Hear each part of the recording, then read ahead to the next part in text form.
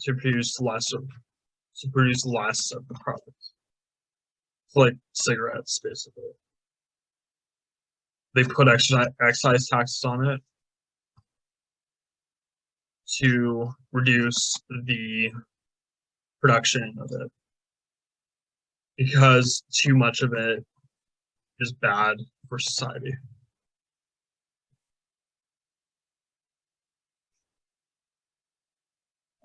So yeah, correcting negative externalities.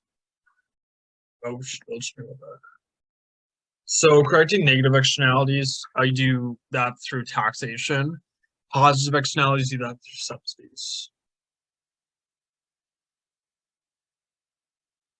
Negative externalities, overproduction of output and therefore over allocation of resources. So they can correct that through private bargaining, liability rules and lawsuits, taxing producers, direct controls, and market for externality risks.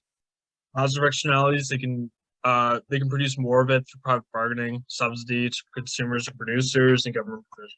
So government could provide it directly, or they could subsidize a private company to provide it. So the government can correct things. So the government can tax bad things to reduce them, and the government can subsidize good things to increase them, basically.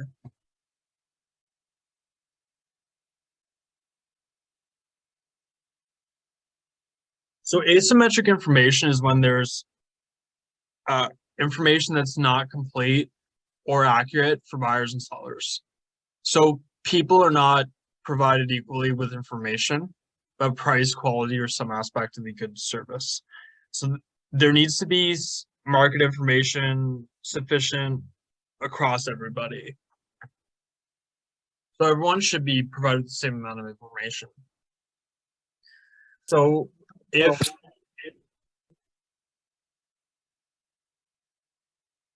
there's no law for government inspections and no law against false advertising, this would lead to people just wouldn't buy gasoline because they would have to pay a lot of money to verify if the gas is safe, if the advertising is correct. So consumers would not buy gasoline. So that's why we have information allocated to everybody about gasoline. Like everyone is provided with correct advertising and not misleading advertising.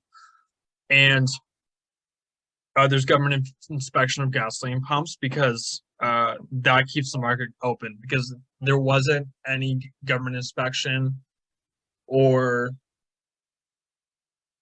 laws against false advertising, people would just not buy gas.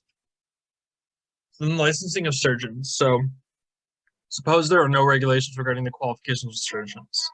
So then the market would eventually sort out the true surgeons from the medical imposters. So the true surgeons would stay in the industry, and the bad surgeons would leave.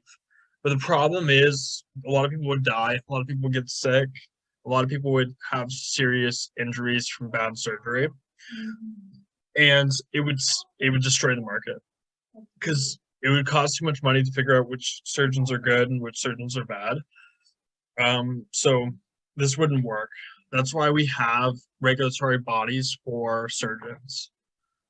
And the moral hazard is a tendency for a person to alter their behavior after a contract is signed in ways that are costly to the party. So drivers may be less cautious when they have car insurance, which is a problem. That would be bad for the car insurance company.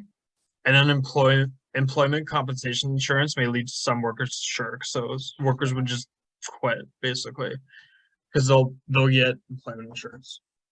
And then adverse selection is when information is known by a party to a contract is not known by the other, resulting in unaware party incurring major costs. So insurance, people who are most likely to need insurance, riskier are those who buy insurance.